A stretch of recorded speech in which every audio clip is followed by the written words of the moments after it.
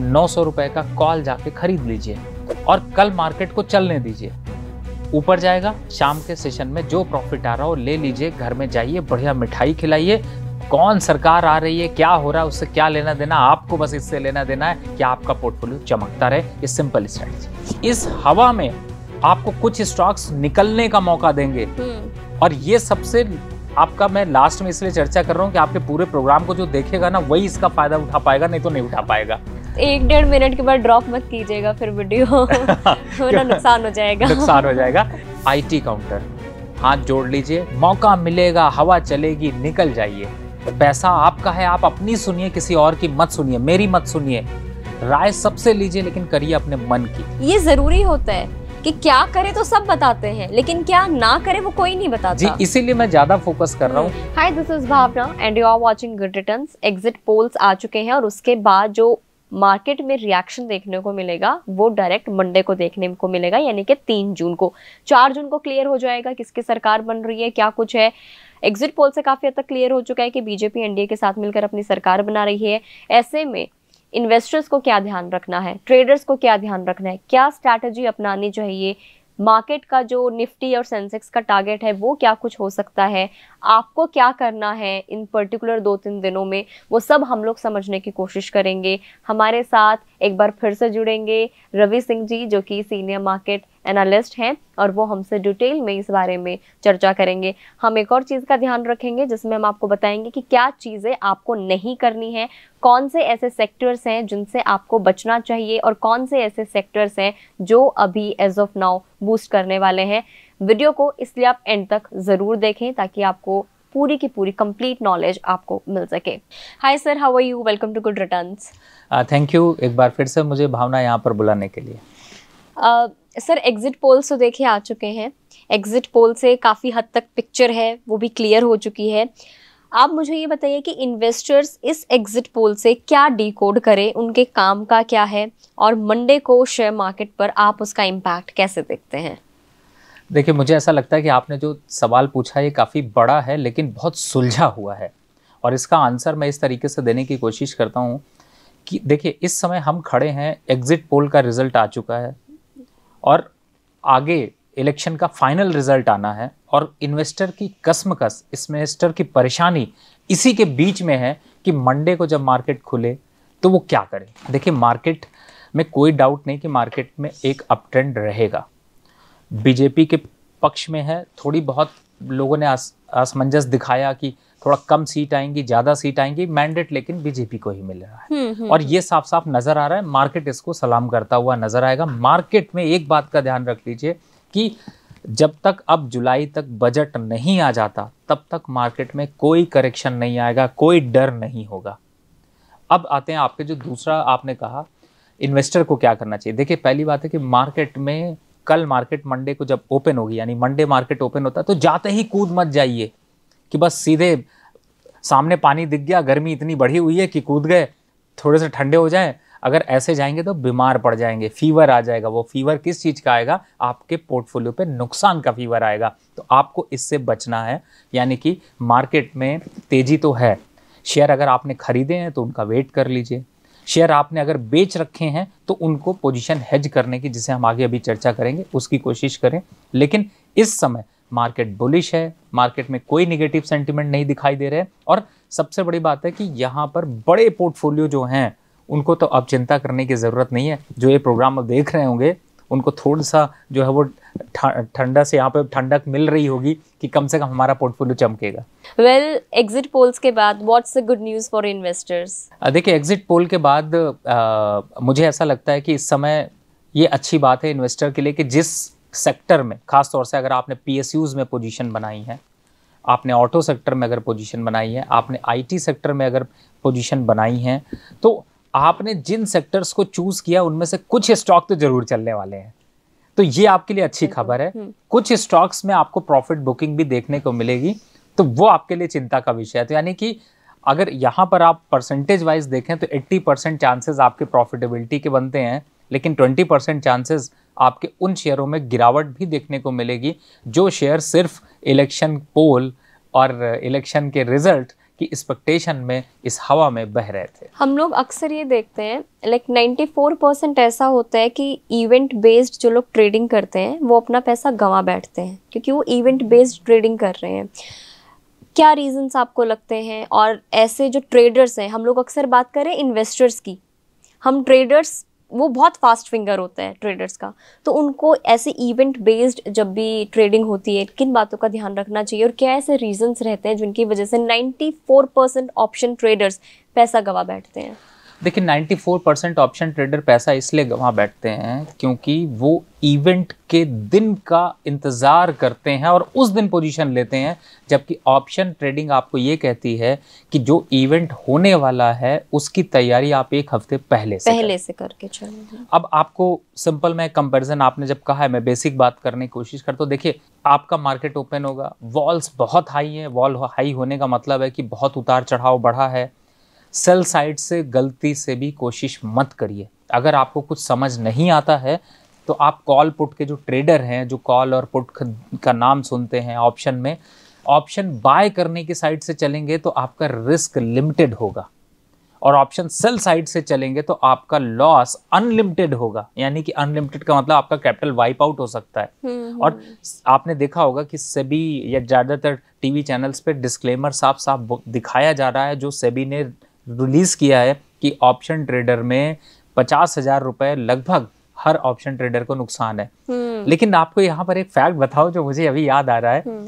अगर मैं यही सोशल मीडिया और यूट्यूब देखता हूँ तो मुझे ऐसा लगता है कि 99% ट्रेडर सिर्फ कमा रहे हैं। एग्जैक्टली। हाँ, लेकिन हकीकत कहीं दूर है। हकीकत उससे बहुत ही दूर है। तो मेरे हिसाब से अगर आपके इस प्रोग्राम को कोई फॉलो कर रहा है, देख रहा है, तो मेरी बात मानिए, कॉल और पुट दोनों बाय करके चलिए कल के दिन, और कल ही के दिन क्लोजिंग तक में आप कॉल और पुट का जो बाय करेंगे ना, उसका प्रॉफिट अगर आ रहा है तो प्रॉफिट को घर ले जाना बिल्कुल मत भूलिए। ये तुक्का मत मारिए। देखिए कल का जो स्ट्रैटेजी है वो सिंपल यही है कि ऑप्शन आपने बाय किया, आपको जो प्रॉफिट मिलता है उसको आप घर ले लीजिए। लेकिन ये ट्रेडर्स के लिए है। ट्रेडर्स के लिए आपने बात एक और करी कि लंबे हिसाब से देखते हैं, तो मुझे इन्वेस्टर के हिसाब से, इन्वेस्टर के लिए कोई चिंता की बात नहीं है। वो सदा खुश हैं। अगर आप लॉन्ग टर्म इन्वेस्टर है तो आपके लिए हैप्पी है। स्टॉक में पैसा लगाएं और लॉन्ग टर्म की अवधि में फिर आप अपना प्रॉफिट बना लें। देखिए अगर किसी ने आपका पिछला प्रोग्राम फॉलो किया होगा जिससे आप इस प्रोग्राम को इतना लाइक मिला, लोगों ने सब्सक्राइब भी किया, चैनल आपका इतना अच्छे से चल रहा है, मुझे लगता है अगर आप इस प्रोग्राम को देख रहे हैं तो मुझे लगता है कहीं ना कहीं से ये उस प्रोग्राम की कड़ी की तरीके से होगा। हाँ, और मैं भी कोशिश यही कर रहा हूं। और हम लोगों ने आप लोगों से ये प्रॉमिस भी किया था जब हम लास्ट इंटरव्यू अपना रिकॉर्ड कर रहे थे कि जैसे ही एग्जिट पोल्स आ जाएंगे हम फिर से एक बार रवि जी के साथ जुड़ेंगे और हम फिर से उसी की कड़ी को आगे बढ़ाएंगे, उसी के आगे की हम लोग बात करेंगे। 4-5 सालों में आप, क्योंकि अभी ऑलमोस्ट क्लियर हो चुका है कि एनडीए की सरकार बन रही है, अब वो कितने से बनेगी वो इलेक्शन रिजल्ट डे वाले दिन ही क्लियर होगा। आप अगले 4-5 सालों में निफ्टी और सेंसेक्स को, इंडियन शेयर मार्केट को बेसिकली आप क्या टारगेट देना चाहेंगे? क्योंकि मोतीलाल ओसवाल के चीफ का कहना, रामदेव अग्रवाल जी का कहना है कि 10 ट्रिलियन तक हो सकता है बाजार। आपका क्या टेक है इस पे?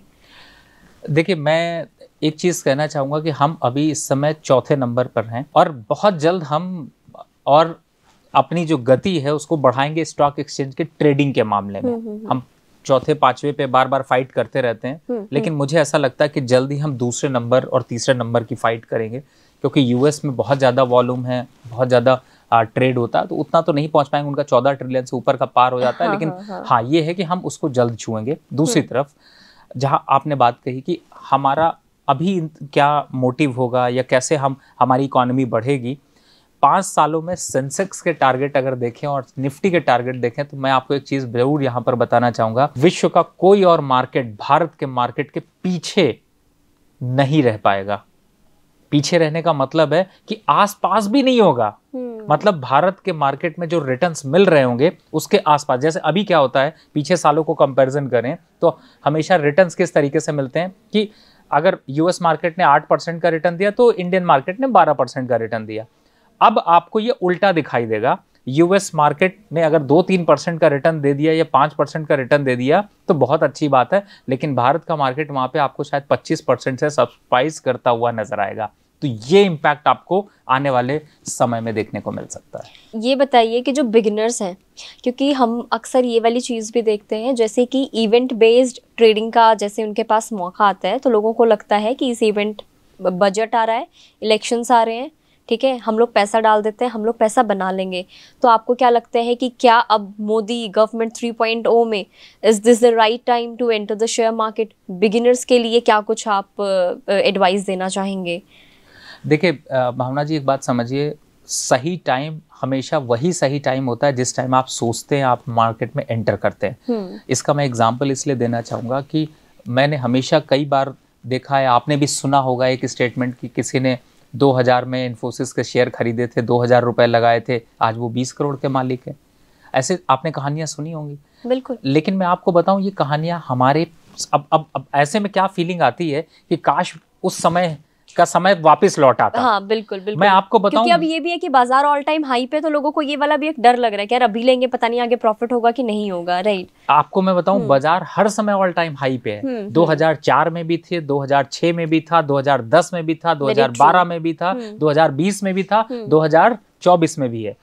ऑल टाइम हाई हर समय होगा। लेकिन अगर आप 2000 से 2024 24 साल अगर आप अपनी स्टॉक मार्केट में देंगे तो आज का 2000 वो आपका वहां पर उस समय भी 20 करोड़ ही होगा।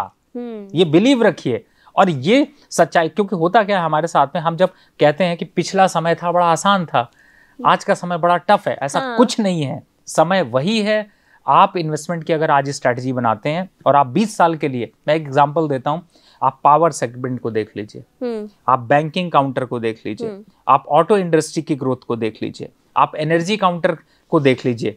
इन अगर पांचों सेक्टर को अगर देखा जाए तो आज से 20-25 साल बाद ये इसी तरीके की ग्रोथ देंगे जिसमें आप 2000 तो लगाएंगे लेकिन कमाएंगे 20 करोड़ रुपए। कुछ ऐसा ही सिस्टम आपको आगे 25 साल में दिखाई देगा। मैं किसी की स्टेटमेंट सुन रही थी तो ही सेड कि आई थिंक रेलिगेयर के सीईओ के साथ, अगर आपने इंटरव्यू नहीं देखा है तो उन्होंने ये बात कही थी कि लोगों को लगता है कि ऊपर कोई चीज जा रही है तो वो नीचे गिरेगी। उनको ये नहीं लगता कि अगर सेंसेक्स और निफ्टी जा रहे हैं वो और ऊपर ही जाएंगे।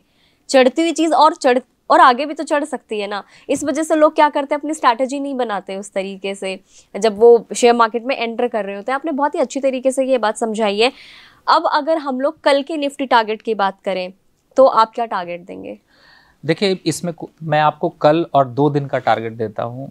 निफ्टी के लेवल्स हम 23,500 से ऊपर देखेंगे, पहला। दूसरा, सेंसेक्स की बात करें तो जल्द ही हम सेंसेक्स लाख रुपए देखेंगे। और ये लाख रुपए का प्रेडिक्शन आप कब तक दे रहे हैं? क्योंकि 76,000 तो ऑल टाइम हाई बनाया था 27 मई आई गेस। बिल्कुल, वो हाई तो देखिए जो बना उस टाइम पे भी मुझे याद आता है कि बहुत से मीडिया हाउसेस में रोज टी शर्ट छपती थी कि अब हाई बनेगा तो हम बनाएंगे। लेकिन अब सबने वो टी शर्ट कॉन्सेप्ट हटा दिया क्योंकि अब हर एक दिन नया हाई बन जाता है। तो मुझे ऐसा लगता है कि फिलहाल अगर इस बार पूरे साल का अंत देखा जाए तो मुझे लगता है कि सेंसेक्स लाख रुपए के आंकड़े को उस बीच में जरूर छुएगा और निफ्टी 23,500 के आंकड़े को बहुत आसानी से छूता हुआ नजर आएगा। और इसमें कोई सरप्राइज नहीं कि बजट तक हम फिर से मार्केट में और बड़े हाई को बनते हुए देखें। यानी कि अगर जो लोग अभी भी इन्वेस्ट नहीं कर रहे हैं और वो अपनी जर्नी शुरू करना चाहते हैं तो आपके पास अभी भी एक अच्छा मौका है। देखिए, आपने एक बहुत बढ़िया बात कही, अभी मैं उसमें थोड़ा सा मैं पॉइंट ऐड करना चाहूंगा। आपने कहा कि जब हाई बनता है तो लोग सोचते हैं कि अब तो बहुत टॉप हो गया। मैं आपको यहाँ पर एक चीज बताऊं, जब हाई किसी चीज का बनता है और वो जब नीचे आता है तो उसके बाद जब वो दौड़ता है ना तो वो नया हाई बनाता है। इसका बहुत बड़ा सिंपल लॉजिक हमने फिजिक्स में पढ़ा है कि बॉल आप ऊपर फेंकिए, आपने अगर 10 फीट बॉल ऊपर फेंकी और नीचे गिरी तो वो हो सकता है आपको 2 फीट जंप दे रही हो। लेकिन अगर उसी बॉल को उठाकर आप 12 फीट फेंकेंगे तो दोबारा जब जंप करके उठाएंगे तो वो आप देखेंगे कि उसकी हाइट बढ़ती चली जाती है। मार्केट इसी सिंपल फॉर्मूले को फॉलो करता है। अगर वो 100 रुपए चढ़ा है तो वो 80 रुपए आएगा। लेकिन जब 80 से, यानी कि कहते हैं, आपने कहावत भी सुनी होगी, 4 कदम आगे जाने के लिए, जंप लगाने के लिए 2 कदम पीछे हटना पड़ता है। मार्केट में ये अगर पीछे हटा तो हम नए हाई बनते हुए देखेंगे। इस टाइप की करेक्शन पे बहुत ज़रूरी होती हैं। बिल्कुल। लेकिन अभी इन्वेस्टर्स को जो सबसे ज़्यादा कंफ्यूजन है वो यही है कि एक तो स्ट्रैटेजीज को लेकर है। हर कोई, अगर आप SEO के एंगल से अगर आप सर्च करेंगे ना तो लोग यही सर्च कर रहे हैं कि 4 जून की क्या स्ट्रैटेजी हो, 5 जून की क्या स्ट्रैटेजी हो, पोस्ट इलेक्शन स्ट्रैटेजी, ये सब सर्च कर रहे हैं। और ये सारी चीज़ें सिर्फ हम लोगों को नहीं पता है, ये बहुत सारे लोगों को पता है। तो आप YouTube अगर आप सर्च कर कर देखेंगे, इतने सारे यूट्यूबर्स हैं, इतने सारे लोग हैं जो सिर्फ यही ज्ञान दे रहे हैं कि क्या स्ट्रैटेजी आपको अपनानी है। और एक चीज़ जैसे हम लोग इस इंटरव्यू से पहले भी डिस्कस कर रहे थे कि जब लोगों के पास बहुत सारा कंटेंट हो जाता है ना, बहुत सारा मटेरियल हो जाता है, तो लोग ज़्यादा कंफ्यूज हो जाते हैं कि उनको क्या करना है, उनको बाय करना है, सेल करना है, ख़रीदना है, होल्ड करना है, क्या करना है। तो आप ये बताइए कि लोगों के पास बहुत एक क्रिस्प वे में मैं आपसे जानना चाहूँगी, कोई हमें ज़्यादा ज्ञान नहीं देना है, लोगों के पास कंटेंट रेलेवेंट होना चाहिए, क्या करना चाहिए एग्जैक्टली लोगों को, इन्वेस्टर्स को, ट्रेडर्स को, किन बातों का ध्यान रखना चाहिए, क्योंकि थोड़ी सी भी उनकी गलती ना उनका पूरा पोर्टफोलियो ख़राब कर देगी। बिल्कुल, आपने ऐसी बात कही है जो मेरे दिल को भी छू रही है। इसलिए मैं कह रहा हूँ क्योंकि मैं ये बात बिल्कुल मन से मानता हूँ, जो आपने एकदम तीखी बात कही है और सच्ची बात कही है। सबसे पहला मैं कहता हूं कि आप अपने दिल की सुनिए। पैसा आपका है, आप अपनी सुनिए, किसी और की मत सुनिए, मेरी मत सुनिए। राय सबसे लीजिए लेकिन करिए अपने मन की। और दूसरा कि जो मार्केट में स्ट्रैटेजी बता रहे हैं, एक बार जरा उनके बारे में अगर कुछ और मिल सकता है तो देखिए कि वो कितने लॉस में है, कितने ऐसे स्कैम्स दिखाई देते हैं, प्लीज उनसे दूर रहिए। दूसरा, स्ट्रैटेजी बनाते समय मैं देखिए कि मैं कभी भी कोई स्ट्रैटेजी बताता हूं तो कहता हूं रिस्क रिवॉर्ड खुद कैलकुलेट करिए। मैं सिंपल कहता हूं, अब आज आपने बात की तो मैं एक स्ट्रैटेजी तो दूंगा, लेकिन ये मैं कहूंगा आप खुद वर्क करिए। मेरे भरोसे मत रहिए कि मैं प्रॉफिटेबल दिखा दूं, क्योंकि मैं आपको बताऊं कि मैंने YouTube पे 99% स्ट्रैटेजीज को टेस्ट किया है, बैक टेस्ट किया है हिस्टोरिकल डेटा से, सब फेल है। बेस्ट आप सिंपल स्ट्रैटेजी को फॉलो करें। रॉकेट साइंस मुझे समझ नहीं आता। मैं इतना जानता हूं कि अगर मैंने किसी स्टॉक को बाय करा और मुझे लग रहा है कि वो बढ़ रहा है, तो मैं सिंपल एक स्ट्रैटेजी और अपना रहा हूं कि जो मेरे पास ऑलरेडी स्टॉक खरीदे हुए हैं उनके 2 से 5% नीचे के पुट को अगर मुझे पोर्टफोलियो हेज करना है तो मैं बाय कर लूंगा, और अगर मुझे लगता है कि बुल ट्रेंड चल रहा है तो मैं उसके 5% ऊपर या 2% ऊपर की कल के दिन सिर्फ कॉल बाय करूंगा। मैं फिर से सिंपल बता देता हूं, कोई स्टॉक जो ऑलरेडी बाय आपके पास है और उसका फ्यूचर, जैसे एसबीआई का एक एग्जांपल दे देते हैं। ठीक है, एसबीआई का शेयर आपने बाय कर रखा था, इस समय 820-22 के पास है, कुछ मत करिए, 950 का 900 रुपए का कॉल जाके खरीद लीजिए और कल मार्केट को चलने दीजिए। ऊपर जाएगा, शाम के सेशन में जो प्रॉफिट आ रहा हो ले लीजिए, घर में जाइए, बढ़िया मिठाई खिलाइए। कौन सरकार आ रही है, क्या हो रहा है, उससे क्या लेना देना, आपको बस इससे लेना देना है कि आपका पोर्टफोलियो चमकता रहे। ये सिंपल स्ट्रैटेजी। सर अब जल्दी से आपकी विश लिस्ट जान लेते हैं, क्योंकि बहुत हद तक क्लियर हो चुका है कि बीजेपी की गवर्नमेंट आ रही है, एनडीए के साथ मिलकर सरकार बनाएगी। तो कौन कौन से ऐसे सेक्टर्स हैं जो इन्वेस्टर्स को, ट्रेडर्स को ध्यान रखने चाहिए अपने आगे की स्ट्रैटेजी बनाते हुए, जिसमें उनको मुनाफा हो सकता है? देखिए, सबसे पहले तो पहला जो मेरा चॉइस है वो है पीएसयूज। आपने पीएसयूज में, अब चाहे आप वो बैंकिंग काउंटर हो, तो मैं सेक्टर वाइज अगर बांटता हूं तो पीएसयू की लिस्ट एक निकाल लीजिए, खुद एक्सरसाइज करिए, दूसरे की चिंता मत करिए, खुद एक्सरसाइज करिए, पीएसयूज की लिस्ट निकाल लीजिए और उस लिस्ट से चूज करिए। जैसे मैं बैंकिंग काउंटर से अगर जाता हूं, मैंने पहले भी कई बार बोला है, छोटे मोटे बैंक जितने भी पीएसयू के छोटे 60-70 रुपए के नीचे वाले बैंक है, खरीद के रख के छोड़ दीजिए। आप 50 रुपए, आप आजकल जब पानी की बोतल भी एयरपोर्ट पे खरीदते हैं तो 50 रुपए की मिलती है, नॉर्मल 12, 15, 20 रुपए की मिलती है। कई स्टॉक ऐसे हैं जो 27 रुपए के मिल रहे हैं, जैसे साउथ इंडियन बैंक। हाँ। तो इस टाइप के खर्चे को कंट्रोल करिए और वहां पर लगाइए, पैसे बढ़ेंगे। दूसरा काउंटर पीएस बैंकिंग चलेगा तो एनबीएफसी भी आगे बढ़ेगा, और सरकार का मैनिफेस्टो में था कि वो एनबीएफसी सेक्टर को, यानी कि एमएसएमईज को ज्यादा सपोर्ट देंगे, तो मुझे लगता है वो सेक्टर एक पकड़िए। दूसरा सेक्टर जो सबसे इंपॉर्टेंट है वो है एनर्जी और पावर का।